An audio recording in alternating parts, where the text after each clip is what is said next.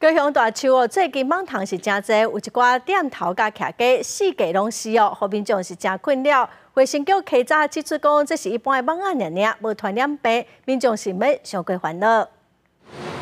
民众当咧领货，看到边仔壁倒涂骹拢是四克蠓仔，数量阁真济。领货民众拢感觉会惊惊。这间店是伫大树区一间网络领货无人店。其实，毋但这间店出现真济蠓仔四界飞，连九大路规排徛家拢有这种困扰。居民讲，这几天紧若要暗时，这种蠓仔就会一大阵的飞过来，互因是真困扰。伊来拢是一大堆的呢无，嘿人看拢会惊，人讲迄蠓仔嘛，因为即马。 迄个登革热做盛行啦，人拢会惊啦。我的老婆她有觉得有点惊吓到。